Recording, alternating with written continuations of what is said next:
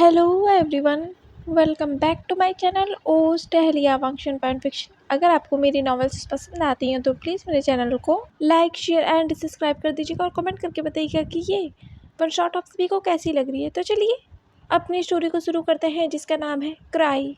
पिछले पार्ट में हमने देखा था कि विंग ने अपने हाथ की नस काट ली थी। आगे विंग ने कहा, डैड डैड डैड अगर आपने दरवाज़ा तोड़ना, अगर आपने दरवाज़ा तोड़ा, मैं मैं खुद को मार लूँगा डैड। मैं खुद को मार लूँगा। मैं अपने हाथ की नस काट लूँगा। डैड दरवाज़ा मत तोड़ना, दरवाज़ा मत तोड़ना। जियांग फैमियांग ने कहा, वो कुछ नहीं करेगा, दरवाज़ा तोड़ो। मैडम यू ने कहा, फैमियांग रुको, उसके हाथ में नाइफ है, वो अपने हाथ की नस काट लेगा। फैमियांग रुको। तभी वो दरवाज़ा उन गार्ड्स ने तोड़ दिया और उस दरवाजे के धड़ाम से गिरने की आवाज़ विंग को सुनाई दी और विंग ने उसी वक्त अपने हाथ की नस काट ली और खून विंग के हाथों से पानी की तरह बहने लगा।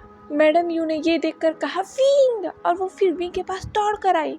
मैडम यू ने कहा, विंग खून भरा है, खून भरा है बेबी। तुमने ये क्या किया? तुमने ये क्या किया? विंग ने अपने हाथों को छुड़ाते हुए कहा, मॉम मुझे छोड़िए मॉम। विंग के हाथों से खून बह जा रहा था, पर विंग खुद को मैडम यू को छूने नहीं दे रहा था। वो उन्हें अपने आप से दूर कर रहा था, पर विंग के आंखों के सामने अब धीरे धीरे अंधेरा छा रहा था और विंग की आंखें अब जो धीरे धीरे बंद हो रही थी, उन्हीं नजरों से विंग ने उस दरवाजे की तरफ देखा जहाँ से ली शान दौड़ता हुआ आ रहा था, उसी के तरफ, उसी का नाम लेते हुए। पर विंग के मुंह से एक ही पर्सन का नाम निकला आंखें बंद करने से पहले, जिसका वो इंतजार कर रहा था, लैंसन। ये नाम लेने के बाद विंग की आंखें बंद हो गई पूरी तरह और फिर उसके आंखों से एक बूंद आंसू निकल गए। लिशियन ने कहा, विंग बेबी ये तुमने क्या किया विंग? लिशियन विंग को पकड़कर कस कर रोने लगा था। लिशियन ने कहा, विंग आई एम सॉरी, मुझे नहीं पता था कि मेरा प्यार, मुझे नहीं पता था विंग मेरा प्यार तुम्हारी जान ले लेगा। Wing I am sorry wing, तुम इतना बड़ा कदम उठा लोगे मेरे वजह से, मैंने सोचा नहीं था। मैडम यू ने कहा, विंग बेबी आंखें खोलो। लिशियन ने कहा, विंग हॉस्पिटल। जियांग फैमियांग ने वहां आते हुए कहा, विंग ये तुमने क्या किया बेटा? ये तुमने क्या किया? ये सब उस लाल मंगजी चक्कर में हुआ। मेरा बेटा। ये कहकर जियांग फैमियांग विंग के पास अपने घुटनों पर बैठ गए और उन्होंने विंग के फेस पर हाथ रखा और उसके आंसू को पोंछा और कहा, ये सब उस लाल मंगजी के चक्कर में, हुआ है। उस लाल मंगजी को मैं छोड़ूंगा नहीं। मैडम यू ने कहा, ये फंग जी की वजह से नहीं हुआ है, ये तुम्हारी वजह से हुआ है फैमियांग, तुम्हारी वजह से, सिर्फ तुम्हारी वजह से हुआ है। फैमियांग, उसे हाथ मत लगाओ। मैडम यू ने जियांग फैमियांग के हाथ को विंग से दूर कर दिया और कहा, ये बस तुम्हारी वजह से हुआ है। जियांग फैमियांग ने कहा, यू पागल हो गई हो, ये मेरी वजह से नहीं हुआ है, ये उस लाल मंगजी के चक्कर में हुआ है।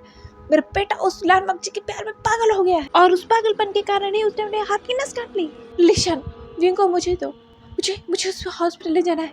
लिशन ने कहा, नहीं, विंग को मैं आपको नहीं दूंगा, मैं विंग को आपको नहीं दूंगा। ये सब आप लोगों की वजह से हुआ है, सिर्फ आप लोगों के लालच की वजह से हुआ है। मैं विंग को आपको नहीं दूंगा, मैं विंग को हॉस्पिटल ले जाऊंगा। लिशन ये कहकर वहां से खड़ा हो गया और वो विंग को हॉस्पिटल ले जाने लगा। जियांग मैंशन के बाहर आते ही लिशन ने कहा, ड्राइवर कार निकालो। लिशन के कहते ही लिशन का ड्राइवर जो था कार लेकर आ गया था और लिशन विंग को लेकर उस कार में बैठ गया था। लिशन के जो कपड़े थे पूरे लाल हो गए थे क्योंकि विंग के बॉडी से लगातार ब्लीडिंग हो जा रही थी, खून पानी की तरह बह जा रहा था और विंग के लगातार लोअर एरिया से ब्लीडिंग हो रही थी। विंग ने जो अपने हाथ पर कट किया था वहाँ से भी ब्लीडिंग हो जा रही थी और विंग की सांसें धीमी पड़ती जा रही थी। लिशन विंग को पकड़कर उस गाड़ी में बैठा हुआ था और उसके आंखों से लगातार आंसू बह जा रहे थे और विंग को लिशान बार बार होश में लाने की कोशिश कर रहा था। वो कह रहा था विंग विंग आँखें खोलो, आँखें खोलो। लिशान को आज ये सफ़र बहुत लंबा लग रहा था और यहाँ विंग की सांसें धीमी पड़ती जा रही थी। लिशान ने ये देखा और कहा wing wing please please please मैं क्या करूँ? ड्राइवर स्पीड बढ़ाओ। विंग की बॉडी से इतनी ज़्यादा ब्लीडिंग हो रही थी कि लिशान के कपड़े पूरे लाल हो गए थे और विंग ने जो बहुत खूबसूरत सा सफ़ेद रंग का जो कपड़े पहने हुए थे वो सफ़ेद कपड़े अब पूरी तरीके से लाल हो चुके थे विंग के ही खून से और विंग की आंखें बंद थीं, हाथ हवा में थे और उनसे ब्लीडिंग हो रही थी और लिशान कुछ नहीं कर पा रहा था। लिशान ने कहा जल्दी गाड़ी चलाओ। ड्राइवर ने कहा जी सर मैं चला रहा हूँ और वो कार सट सट करके वीआईपी रोड पे दौड़ रही थी और लिशान के कार के पीछे जैंग फैमियांग मैडम यू की कार थी। मैडम यू की आंखों में लगातार आंसू थे, वो रो रही थी, उनका दिल घबरा रहा था, उनके हाथ पैर काँप रहे थे, उन्हें डर लग रहा था अगर विंग को कुछ हो गया तो नहीं नहीं मेरे बेटे को कुछ नहीं होगा, मेरे बेटे को कुछ नहीं होगा। और यहाँ जैंग फैमियांग ने कहा जल्दी गाड़ी चलाओ। यू शांत हो जाओ, विंग को कुछ नहीं होगा, मैं विंग को कुछ होने नहीं दूंगा। पर मैडम यू शांत होने का नाम नहीं ले रही थी, उनके आंखों से और भी आंसू बहने लगे थे और वो और भी ज़्यादा कसकर रोने लगी थी क्योंकि उन्हें डर लग रहा था अगर विंग को कुछ हो गया तो। उनके आंखों के सामने अभी भी वही मंजर चल रहा था जिस वक्त विंग ने अपने हाथों की नस काट ली थी। वो याद आते हुए वो रोई जा रही थी। उन्होंने कहा पैम्यांग मेरे बेटे को बचा लो, बेटे को बचा लो, पैम्यांग मुझे खोना नहीं चाहती, मैं उसे खोना नहीं चाहती। पैम्यांग की भी आंखों में आंसू थे। विंग से वो बहुत प्यार करती थी, बहुत ज़्यादा प्यार करते थे विंग से। और विंग किसी अनजान पर्सन के लिए इतना बड़ा कदम उठा लेगा, उनके खिलाफ चला जाएगा, तो विश्वास नहीं हो रहा था उनका बेटा उनसे कितना दूर हो गया। और इसी बात का गुस्सा जैंग फैमियांग को था कि वांग जी की वजह से विंग ने इतना बड़ा कदम उठाया, उसने अपनी जान लेने की कोशिश की और जैंग फैमियांग और भी ज़्यादा नफरत करने लगे थे वांग जी से। और वो नफरत जैंग फैमियांग के आंखों में देखी भी जा सकती थी। और कुछ देर के बाद लिशान की कार पहुंच चुकी थी हॉस्पिटल में। जैंग फैमियांग भी कार से निकले दौड़ते हुए और वो लिशान के पीछे जाने लगे। मैडम यू भी भाग रही थी लिशान के पीछे पीछे। वो देख सकती थी उस फर्श पर विंग के हाथों से बहते हुए वो खून जो सफ़ेद फर्श को भिगो रहे थे। विंग खून में लथपथ था उस वक्त और जो भी देख रहा था वो देखकर शॉक हो गया था क्योंकि इतनी ज़्यादा ब्लीडिंग जो हो चुकी थी। विंग की सांसें धीमे धीमे पड़ती थी और लिशान पूरे हॉस्पिटल में चिल्लाता और फिर रहा था डॉक्टर डॉक्टर यहाँ डॉक्टर। तभी वहाँ एक डॉक्टर आया, उसने कहा मिस्टर ली आप। लिशान कोई छोटा मोटा नाम नहीं था, लिशान एक बहुत बड़ा नाम था बिजनेस वर्ल्ड में। जितनी बड़ी ताकत बिजनेस वर्ल्ड में वांग जी रखता था उतना ही बड़ी ताकत बिजनेस वर्ल्ड में ऑस्ट्रेलिया में लिशान रखता था। इतनी बड़ी पर्सनैलिटी है तो सब उसे जानेंगे ही क्योंकि इतनी बड़ी बड़ी हस्तियों के नाम अक्सर न्यूज़पेपर टेलीविज़न में तो पढ़ने को मिल ही जाते हैं, देखने को तो मिल ही जाते हैं। इसी वजह से सब लिशान को देखकर शॉक हो गए थे। हॉस्पिटल में लिशान ने कहा विंग को देखो, स्टेपलाइज की नस काट ली, इसे देखो। वो डॉक्टर लिशान को इस तरह रोते हुए देखकर शॉक हो गया था और जब उसने विंग को देखा तो वो और भी ज़्यादा शॉक हो गया था क्योंकि विंग जंग्स का हायर है, सब जानते हैं। और विंग को देखकर उसने कहा मिस्टर जंग का बेटा, ये तो बहुत सीरियस केस लगता है, नर्स स्ट्रेचर लेके आओ। तभी वहाँ पर कुछ नर्स दौड़ते हुए स्ट्रेचर लेके आई और लिशान ने विंग को उस स्ट्रेचर पर लेटा दिया था। उस डॉक्टर ने कहा मिस्टर लिशान ये एक बहुत सी सीरियस केस है, ये एक पुलिस केस है क्योंकि पेशेंट ने खुद की जान लेने की कोशिश की है, इसलिए बिना पुलिस के परमिशन के इन्हें ऑपरेट नहीं कर सकते। लिशान ने कहा जल्दी करो, उसे कुछ हो जाएगा। जैंग फैमियांग आया और उन्होंने उस डॉक्टर के कॉलर पकड़ा और कहा मेरे बेटे को अगर कुछ हुआ ना इस हॉस्पिटल में आग लगा दूंगा, मेरे बेटे को ठीक करो। जैंग फैमियांग की चिल्लाने की आवाज़ उस पूरी जगह गूंज गई थी और वो डॉक्टर डर गया था जैंग फैमियांग को देखकर क्योंकि जैंग फैमियांग चाइना के बहुत बड़े बिजनेसमैन हैं, वो ऐसा कर सकते थे। वो चाहे तो इस हॉस्पिटल को भी खरीद सकते थे और उन्हें रोड पे ला सकते थे। इसी वजह से उस डॉक्टर ने कहा ठीक है मिस्टर जियांग पर ये पुलिस केस है, हम ऐसे आपके आपके बेटे को ऑपरेट नहीं कर सकते।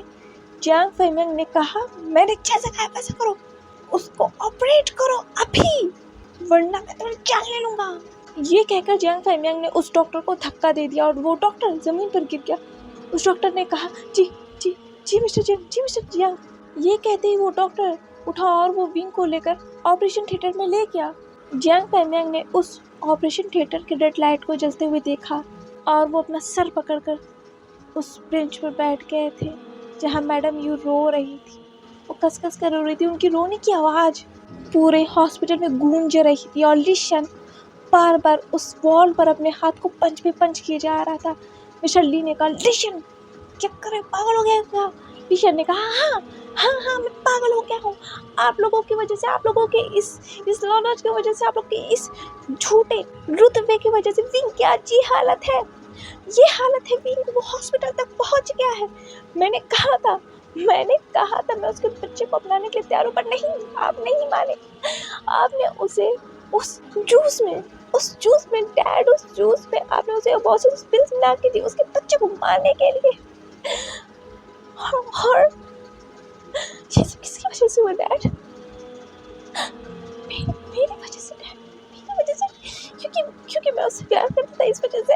अगर विंग को अगर कुछ हो गया ना डैड, विंग को अगर कुछ हो गया ना, मैं अपने आप को कभी माफ नहीं कर पाऊंगा। वो मेरा प्यार है डैड, और उसकी हालत मेरी वजह से हुई है, सिर्फ मेरी वजह से हुई है डैड।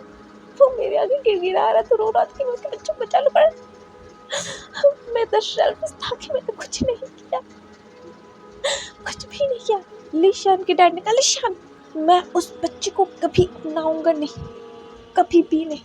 लिशान ने कहा, डैड हम अपनाओगे क्या?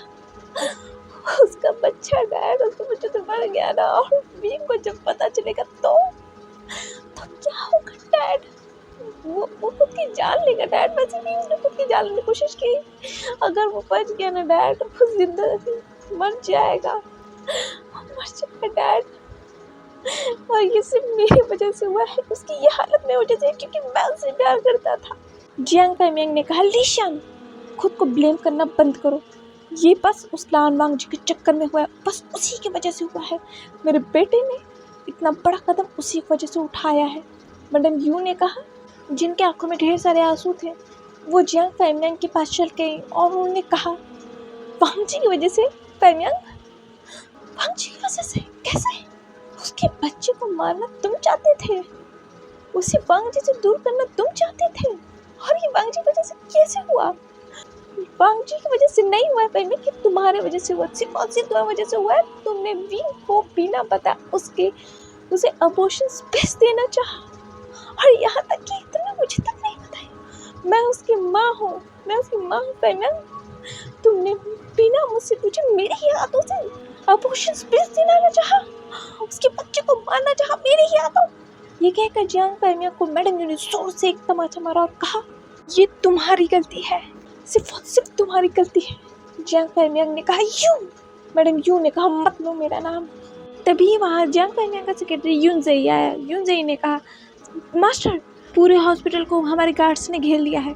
जियांग फैमियांग ने गुस्से में मैडम यू को देखा और उन्होंने अपनी नजरें मैडम यू से फिर फेल ली। उन्होंने फिर यूनजेई की तरफ देखा और कहा, यूनजेई इस हॉस्पिटल से कोई भी खबर बाहर नहीं जाना चाहिए, मतलब कोई भी, ये तुम्हारी जिम्मेदारी है, और इस हॉस्पिटल के चेयरमैन को बुलाओ। तभी वहाँ उस हॉस्पिटल का चेयरमैन जो है दौड़ा दौड़ा आया और उसने जियांग फैमियांग को बोक किया और उसने कहा, मिस्टर जियांग। जियांग फैमियांग ने उस हॉस्पिटल के चेयरमैन को घूर कर देखकर कहा, मेरे बेटे की कोई भी मेडिकल रिपोर्ट इस हॉस्पिटल से बाहर नहीं जानी चाहिए, समझ गए तुम? तभी उस हॉस्पिटल रूम का दरवाज़ा खुला और डॉक्टर की एक पूरी टीम जो है वहाँ से निकली। जियांग फैमियांग जो है ये देखकर उस चेयरमैन को वहीं छोड़कर उस डॉक्टर की टीम के पास गया। उन्होंने कहा, मेरा बेटा कैसा है? मैडम यू भी वहाँ आई और उन्होंने कहा, मेरा बेटा कैसा है, बताओ मुझे, विंग कैसा है? लिशन ने कहा, जल्दी बोलो, विंग कैसा है? उस डॉक्टर ने कहा, आप लोग शांत हो जाइए, मुझे बोलने तो दीजिए। जियांग फैमियांग ने कहा, जल्दी बोलो तुम। उस डॉक्टर ने कहा, मिस्टर जियांग आपकी बेटे की हालत बहुत क्रिटिकल है, हम बच्चे या मदर में से किसी एक को ही बचा सकते हैं। जियांग फैमियांग ने कहा, मेरे बेटे को बचाओ। उस चेयरमैन ने वहाँ पर आते हुए कहा, प्रोफेसर जियांग आपके बेटे के अल्फा को एक फॉर्म पर सिग्नेचर करना होगा कि वो अपने होशो हवास में इस बात की परमिशन दे रहे हैं कि अगर आपके बेटे या उनके बच्चे को कुछ हो जाता है तो हॉस्पिटल की जिम्मेदारी नहीं होगी। जियांग फैमिंग ने कहा, फाड़ में गया सिग्नेचर और फाड़ में गया सारे रूल्स एंड रेगुलेशन। मेरे बेटे का अल्फा मर चुका है और मेरे बेटे को बचाओ तुम, वरना इस हॉस्पिटल को मैं आग लगा दूंगा। और यहाँ वांग जी, जब विंग का कॉल आया था वो उसी वक्त उस कार में से निकल चुका था और वो जियांग मेंशन में घुसने की कोशिश कर रहा था, पर जियांग मेंशन के कोई भी गार्ड जो है वांग जी को जियांग मेंशन में जाने ही नहीं दे रहे थे। वांग जी ने कहा, मुझे जाने दो, मैं विंग का अल्फा हूँ, विंग विंग। पर उन गार्ड्स ने कहा, मास्टर आप नहीं जा सकते अंदर। मिस्टर जियांग ने कहा है कि इलेक्ट्रिक मास्टर से आप नहीं मिल सकते और इलेक्ट्रिक मास्टर आपसे मिलना भी नहीं चाहते हैं। आप यहाँ से जा सकते हैं, वो आपसे मिलना नहीं चाहते। मास्टर आप यहाँ से जाइए, हम आपसे कोई बदतमीजी नहीं करना चाहते क्योंकि आप इलेक्ट्रिक मास्टर के हस्बैंड हैं। वांग जी ने कहा, मुझे जाने दो, विंग विंग मेरे पास सुनो, विंग। शुयांग ने कहा, वांग जी रुक जाओ। विंग ने तुमसे क्या कहा था मुझे बताओ, तुम बस यहाँ भागे चले रहे हो। विंग ने तुमसे क्या कहा? वांग जी ने कहा, शुयांग वो फोन पे रो रहा था, शुयांग वो कुछ हुआ है, विंग ठीक नहीं है, मेरे दिल कहता है विंग ठीक नहीं है शुयांग। तभी वांग जी को बहुत ढेर सारी आवाज़ें सुनाई दी, बहुत सारी चिल्लाने की आवाज़ें। तभी वांग जी ने उस गेट से अंदर देखा तो वहाँ पर रिशन के बाहों में विंग था जो खून में लथपथ था और उसकी आंखें बंद थी। वांग जी ये देखकर शॉक हो गया तो उसके पैर थोड़े से जमीन पर खिसक गया। विंग की ये हालत देखकर वांग जी उस तरफ दौड़ गया। उसने कहा, विंग दरवाजा खोलो, मुझे अंदर जाने दो मुझे अंदर। तभी वो दरवाज़ा खुला और सट करके कुछ कार्स जो हैं वहाँ से निकल गई और वांग जी उस कार के पीछे भाग कर गया। शुयांग ने वांग जी को रोकते हुए कहा, वांग जी रुको, वांग जी रुको, मेरी बात सुनो, हम उनका पीछा करते हैं। वांग जी ने कहा, हाँ पीछा करते, चल करो। तभी शुयांग जो है दौड़ कर अपने कार के पास गया और वो दरवाज़ा खोला ही था उसने कि शुयांग को वांग जी ने दूर कर दिया और कहा, मैं चलाऊंगा कार। और वांग जी उस कार में बैठ गया। शुयांग भी दूसरे तरफ से उस कार में बैठ गया और वांग जी इतनी स्पीडली ड्राइव कर रहा था जैसे कि शुयांग की जान हलक को आ गई थी। ये देखकर वांग जी इतनी स्पीड में जो ड्राइव कर रहा था। शुयांग ने कहा, वांग जी कार की स्पीड धीमी करो, वांग जी इस कार की स्पीड धीमी करो, हमारा एक्सीडेंट हो जाएगा। वांग जी तुम सुन रहे हो मेरी बात? वांग जी ने कहा, विंग शुयांग मुझे डर लग रहा है, विंग। शुयांग ने कहा, वांग जी मैं समझ रहा हूँ तुम्हारी बात, पर वांग जी कार की स्पीड स्लो करो। पर वांग जी ने उस कार की स्पीड को स्लो नहीं किया और उसने उस कार की स्पीड को और भी ज़्यादा तेज कर दिया था। शुयांग ने कहा, वांग जी। कुछ देर बाद वांग जी की कार जो है सट्ट से उस हॉस्पिटल के सामने रुकी और वांग जी दौड़कर उस हॉस्पिटल के अंदर जाने लगा, पर वांग जी को गार्ड्स ने रोक दिया था और वो वांग जी को हॉस्पिटल के अंदर नहीं जाने दे रहे थे। वांग जी ने कहा, मुझे जाने दो, गॉड डैम इट बास्टर्ड, मुझे अंदर जाने दो मुझे अंदर, विंग। वांग जी चिल्ला रहा था, चीख रहा था, पर कोई भी उसे अंदर जाने नहीं दे रहा था। वो चाहकर भी विंग तक पहुंच ही नहीं पा रहा था और वांग जी अपने ओमेगा के लिए तड़प रहा था और उसका गुस्सा धीरे धीरे बढ़ रहा था और उसका अल्फा उसके ऊपर धीरे धीरे हावी भी होने लगा था। वांग जी की आंखें धीरे धीरे गोल्डन होने लगी थी और वो सभी अल्फा वांग जी को संभाल नहीं पा रहे थे क्योंकि वांग जी एक प्योर ब्लड अल्फा है और एक प्योर ब्लड अल्फा को संभालना बहुत मुश्किल है जब बात उसकी ओमेगा की हो, और खासकर तब जब अल्फा ने महसूस कर लिया हो कि उसका ओमेगा खतरे में है। वांग जी के भी अल्फा ने महसूस कर लिया था कि विंग खतरे में है और वांग जी ने तो उसका ब्लड भी देखा था। इस वजह से वांग जी का अल्फा और भी ज़्यादा पागल हो गया था, वो वाइल्ड हो गया था बहुत ज़्यादा और वो उन अल्फाज को मार रहा था, खुद से दूर कर रहा था। वांग जी की आंखें पूरी तरह गोल्डन हो चुकी थी अब और वांग जी को संभालना बहुत मुश्किल था। पूरे हॉस्पिटल में चीख पुकार मच गई थी। सभी वांग जी को रोकने की कोशिश कर रहे थे पर वांग जी रुकने का नाम नहीं ले रहा था। वो अकेले ही इतने सारे लोगों से लड़ रहा था और उसके फरमाउश तो लोगों के दम घुटने के लिए काफ़ी थे। जियांग फैमिंग के जितने भी गार्ड्स थे उनकी जान से हलक को आ गई थी, फिर भी वो सब वांग जी को विंग तक पहुंचने ही नहीं दे रहे थे। और ये देखकर वांग जी के अल्फा का गुस्सा पल पल बढ़ते जा रहा था और वो और भी ज़्यादा वायलेंट हो गया था। वांग जी को तो उस वक्त शुयांग भी रोक नहीं सकता था, पर शुयांग भी वांग जी के साथ आगे बढ़ रहा था उन गार्ड्स को मारते हुए। शुयांग ने कहा, वांग जी विंग का वार्ड इस तरफ है। शुयांग को एक टिप मिली थी जिसमें मुझे पता चला था कि विंग का वार्ड किस तरफ है, इसलिए वांग जी को वो उस तरफ ले जा रहा था और वांग जी उन गार्ड्स को हटाते हुए उस तरफ बढ़ रहा था। वांग जी उन गार्ड्स को हटा तो रहा था, पर जियांग फैमियांग के गार्ड्स वांग जी के सामने लगातार आए जा रहे थे और वो विंग तक वांग जी पहुंचने नहीं दे रहे थे। इसीलिए गुस्से में वांग जी ने गार्ड को पकड़ा और उसे उठा के फेंक दिया। तो वो गार्ड सीधे जाकर एक काउंटर से लगा था, धड़ाम से एक आवाज आई थी और सभी गार्ड्स डॉक्टर्स देख रहे थे कि वांग जी ने उस अल्फा को कितने जोर से फेंका है। उस अल्फा की जरूर हड्डी कोई टूट ही गई होगी, क्योंकि इतनी तेज जो आवाज आई थी। ये देखकर यूनज़ेई ने गल्प किया और कहा, गार्ड्स गार्ड्स उसे रोको, वो लिटिल मास्टर तक नहीं पहुंचना चाहिए। तभी वहाँ कुछ गार्ड्स गए और उन्होंने वांग जी को पकड़ लिया और वांग जी ने एक झटके में उन सभी गार्ड्स को खुद से दूर कर दिया। और वांग जी उसी वक्त चलकर आया और उसने यूनज़ेई के गले को पकड़ा और कहा, विंग का फॉर्ट कौन सा है ये मुझे बताओ। वांग जी का अल्फा अपने गोल्डन आई से यूनज़ेई की आंखों में देख रहा था और यूनज़ेई ने कहा, मुझे नहीं पता। वांग जी ने कहा, बताओ मुझे।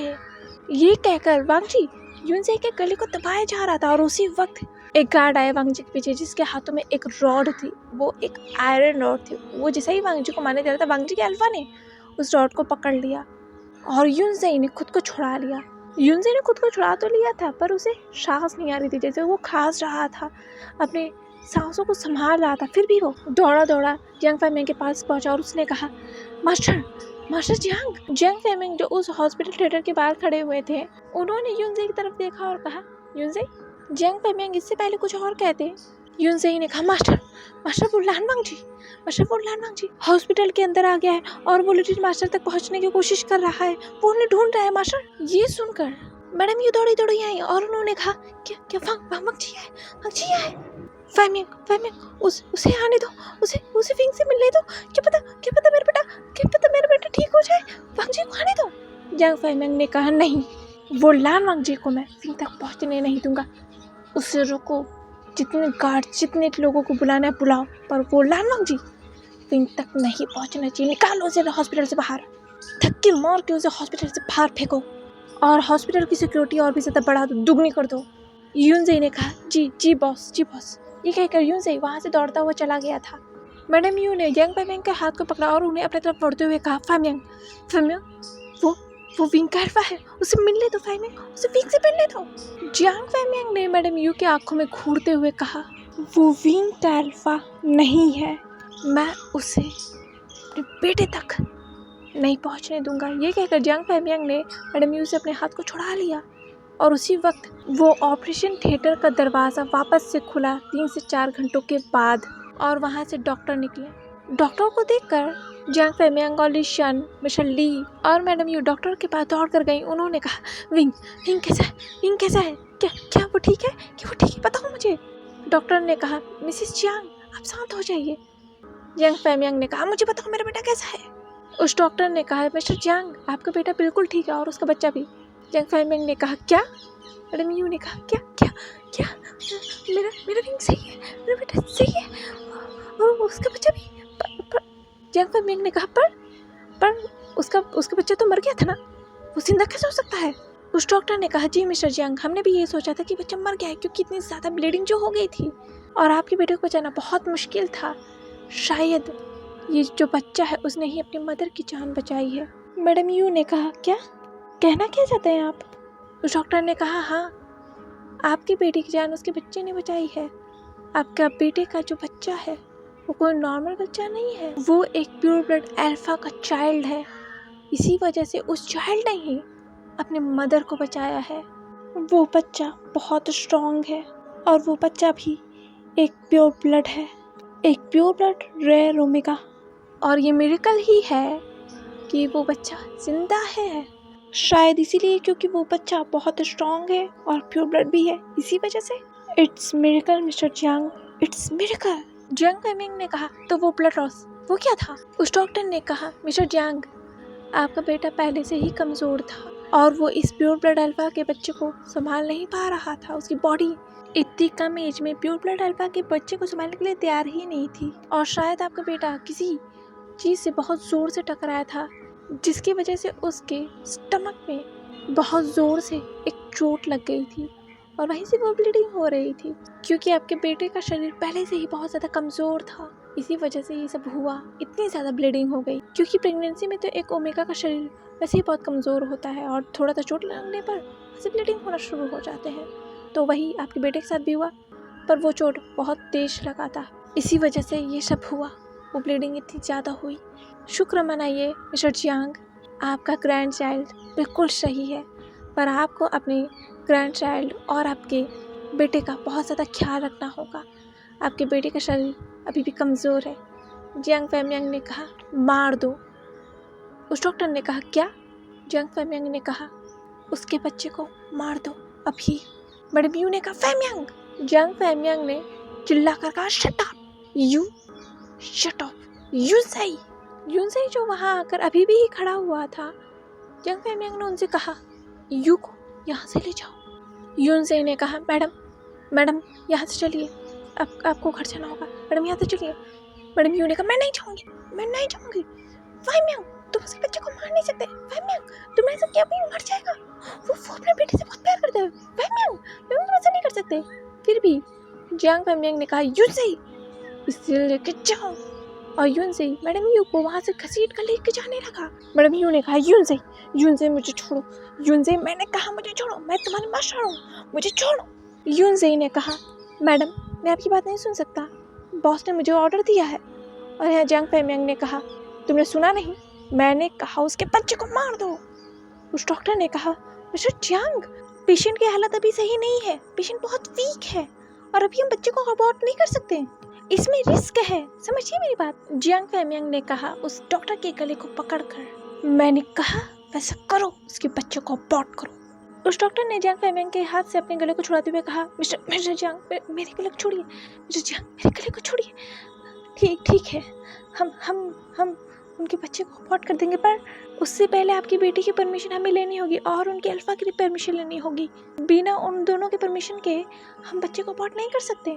जियांग फैमियांग ने जो उस डॉक्टर के गले को पकड़ा हुआ था, उस पर उनकी ग्रिप और भी ज़्यादा टाइट हो गई और वो उस डॉक्टर के गले को दबाते हुए उसे उस दीवार में उन्होंने पिन कर दिया था।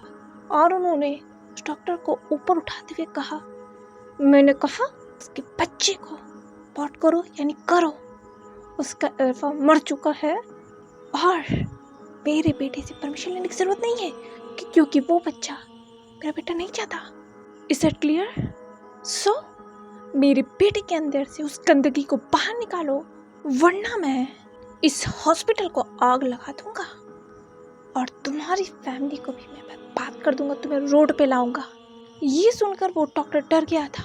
उसने कहा, जी मिस्टर जियांग, जी हम आपके बेटे के बच्चे को अबॉर्ट कर देंगे, ठीक है। जियांग फैमियांग ने कहा, गुड। ये कहकर जियांग फैमियांग ने उस डॉक्टर के गले को छोड़ दिया था और वो डॉक्टर अपने गले को पकड़कर खांसने लगा था और वो जियांग फैमियांग को देख रहा था कि कैसे एक फादर अपने ही बेटे के बच्चे को मारना चाहता है। ये अमीर लोग कैसे जिंदगियों से खेल रहे हैं। जो बच्चा अभी तक दुनिया में आया ही नहीं है, वो उस बच्चे को मार रहे हैं जो उनका खुद का ग्रैंड चाइल्ड है। वो डॉक्टर जानता है, कोई इतना बेवकूफ़ नहीं है यहाँ कि किसी को पता ना चले कि विंग के बिना परमिशन किए हो रहा है, क्योंकि उस डॉक्टर ने भी मैडम यू और जियांग फैमियांग की बात को सुना था ना कि जियांग फैमियांग विंग के बिना परमिशन के उस बच्चे को मारना चाहते हैं। इसीलिए अपने बच्चे को बचाने के लिए विंग ने अपने हाथ की नस काट ली। उस डॉक्टर ने भी विंग के हाथ के कट को देखा था और उसे ट्रीट भी किया था। वो इन सारे मामले को समझ रहा था कि आखिर चल क्या रहा है, पर वो डॉक्टर जानकर भी क्या कर सकता था, वो कुछ नहीं कर सकता था। वो एक मामूली सा डॉक्टर है बस। तो वो डॉक्टर समझ गया था कि बिना पेशेंट के परमिशन से ये हो रहा है, पर वो डॉक्टर कुछ नहीं कर सकता था। ये अमीर लोग कुछ भी कर सकते हैं, उसकी फैमिली को भी मार सकते हैं और ये डॉक्टर इतनी बड़ी रिस्क नहीं लेना चाहता। अपने फैमिली से तो हर कोई प्यार करता है ना, वो डॉक्टर भी करता है। इसी वजह से वो डॉक्टर वहाँ से चला गया था डरते हुए, क्योंकि वो यहाँ कुछ नहीं कर पाएगा इन अमीर लोगों के सामने। और यहाँ लिशियन जियांग फैमियांग को देख रहा था कि कैसे जियांग फैमियांग ये कर सकते हैं।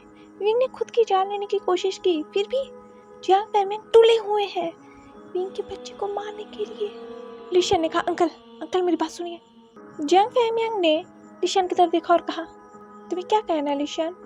लिशियन ने कहा, अंकल मेरी बात सुनिए, मैं मैं विंग से बहुत प्यार करता हूँ अंकल, मैं उसके बच्चे को अपनाने के लिए तैयार हूँ, फिर भी आप ये सब क्यों कर रहे हैं? जांग फैमिंग ने कहा, लिशन, मैं जानता हूँ तुम विंग से बहुत ज़्यादा प्यार करते हो, इसीलिए तो मैं ये कर रहा हूँ।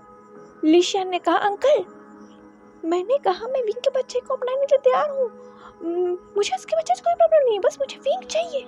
हाँ, और उसके बच्चे से मुझे कोई प्रॉब्लम नहीं है, फिर भी आप उस बच्चे को क्यों मारना चाहते हैं? उस डॉक्टर को रोकिए अंकल, उस डॉक्टर को रोकिए। जियांग फैमिंग ने कहा, लिशन, तुम विंग के बच्चे को अपनाने के लिए तैयार हो, पर मैं नहीं।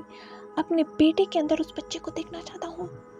मैं नहीं चाहता कि उस लाल जी की जरा सी भी परछाई मेरे बेटे के ऊपर पड़े, चाहे उसका बच्चा ही क्यों ना हो।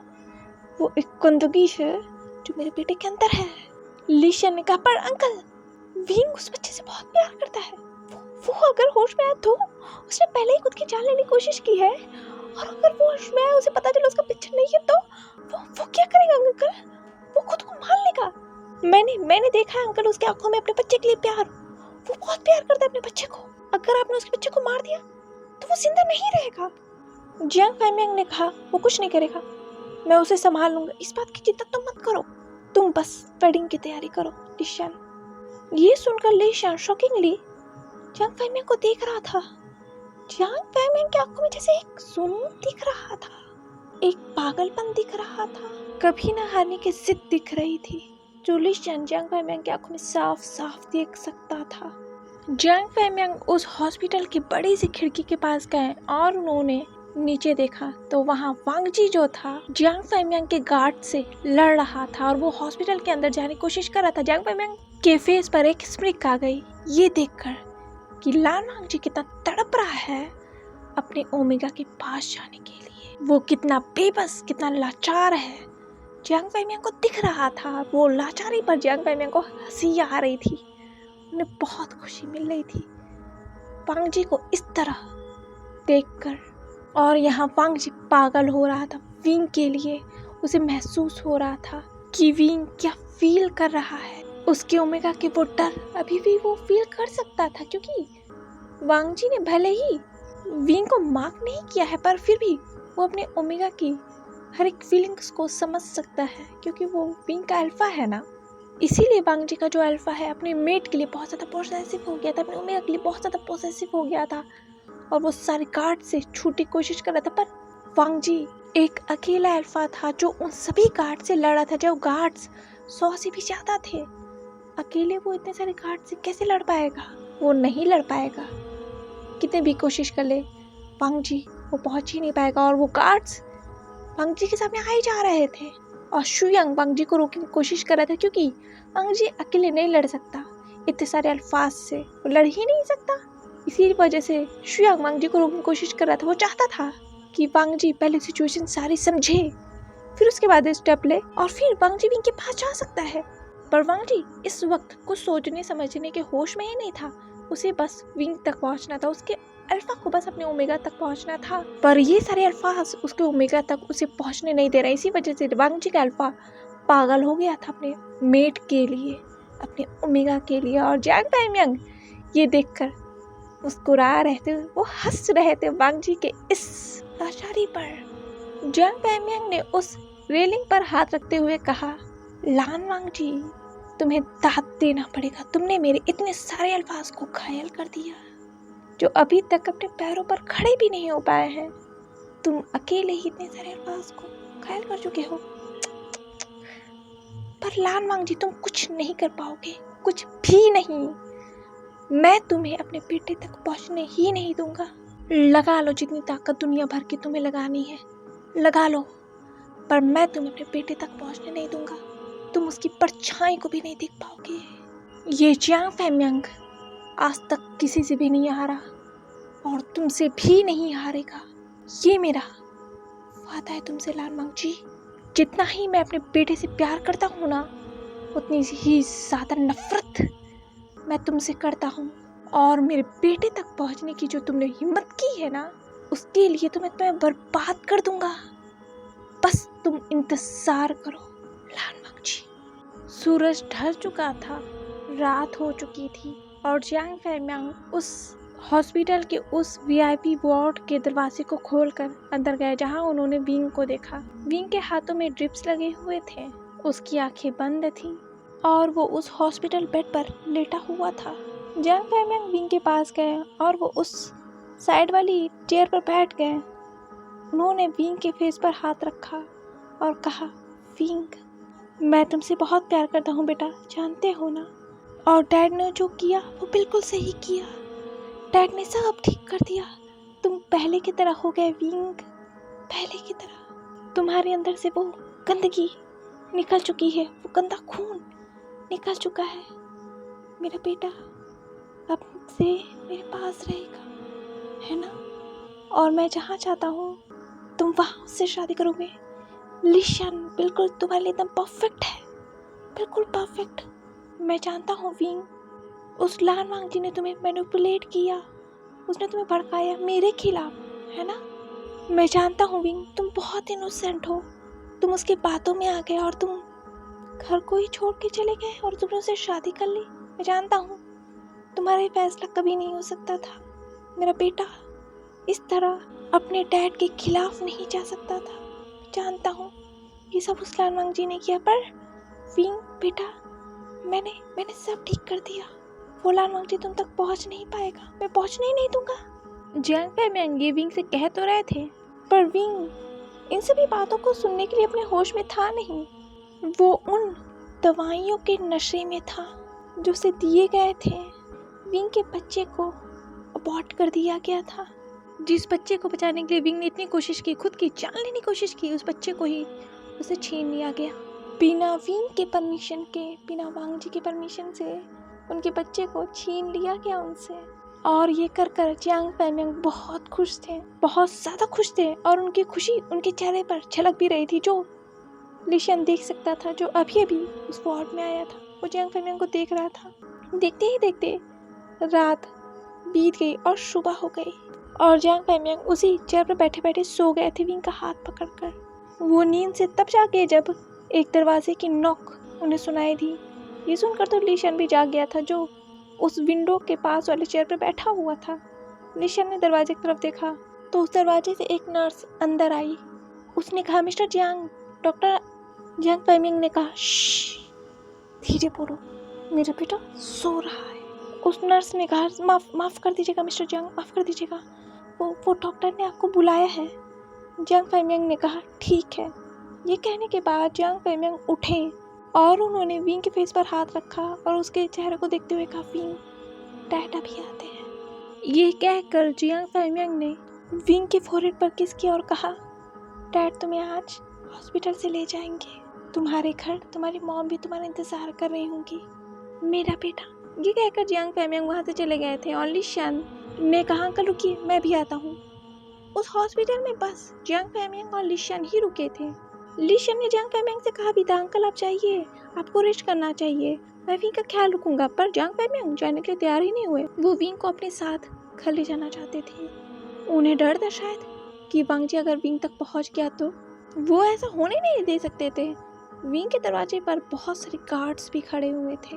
उस हॉस्पिटल को पूरी तरीके से घेरा गया था जियांग फैमियांग के गार्ड्स के द्वारा। जियांग फैमियांग विंग के वार्ड से बाहर निकले और उन्होंने कहा सभी गार्ड से, ख्याल रखना, अंदर कोई भी नहीं जाना चाहिए, डॉक्टर भी नहीं, बिना मेरे परमिशन के, समझ गए? यूनजेई ने कहा, जी मास्टर। ये कहने के बाद जियांग फैमियांग जो है उस डॉक्टर के कैबिन में चले गए जिस डॉक्टर ने जियांग फैमियांग को बुलाया था। जियांग फैमियांग उस डॉक्टर के सामने बैठे हुए थे उस चेयर पर। लिशन उनके बगल में था। उस डॉक्टर ने कहा, मिस्टर जियांग, मैं बात साफ साफ कहता हूँ, आपने कहा आपके बेटे के बच्चे को अबॉर्ट करने के लिए, पर मिस्टर जियांग, हमने बच्चे को अबॉर्ट तो कर दिया, पर आपका बेटा जब होश में आएगा वो कैसे रिएक्ट करेगा वो हमें नहीं पता, क्योंकि आपके बेटे ने पहले ही जान लेने की कोशिश की है। अब जब वो होश में आएगा तो हमें नहीं पता वो किस तरह रिएक्ट करेगा। आपको उसे बहुत संभालना पड़ेगा क्योंकि वो मदर है और उससे उसके बच्चे को छीना गया है, तो ये बहुत डेंजरस हो सकता है। आपको अपने बेटे का ख्याल बहुत ज़्यादा रखना पड़ेगा, याद रखिएगा मेरी बात को। ये कहने के बाद वो डॉक्टर जियांग फैमियांग को देख रहा था।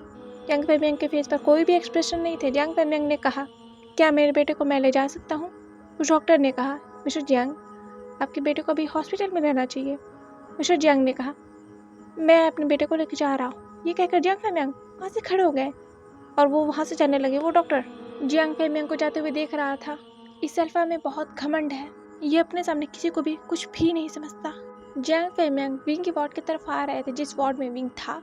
जियांग फेमियांग के फेस पर एक छोटी सी मुस्कुराहट थी, जो लीशान भी देख सकता था। वो उन्हीं के साथ था। लीशान और जियांग फेमियांग जब विंग के वार्ड के पास आए तो उन्होंने देखा सारे गार्ड्स जमीन में पड़े हुए हैं और विंग के रूम का दरवाजा खुला हुआ है। जियांग फेमियांग ये देखकर घबरा गए। वो दौड़ते हुए गए रूम में और उन्होंने देखा बेड खाली था, विंग वहाँ नहीं था। जियांग फेमियांग ने कहा विंग। आज के लिए बस इतना ही। आपको क्या लगता है विंग कहाँ गया? कमेंट करके बताइएगा। और क्राई के 2 पार्ट्स और आएंगे, उसके बाद ये स्टोरी खत्म हो जाएगी। तो चलिए नेक्स्ट पार्ट में मिलते हैं क्राई के एक और चैप्टर के साथ। और अगर मेरी स्टोरीज पसंद आती हैं तो प्लीज़ मेरे चैनल को लाइक, शेयर एंड सब्सक्राइब कर दीजिएगा और कमेंट करके बताइएगा कि ये स्टोरी आपको कैसी लगी। Bye bye.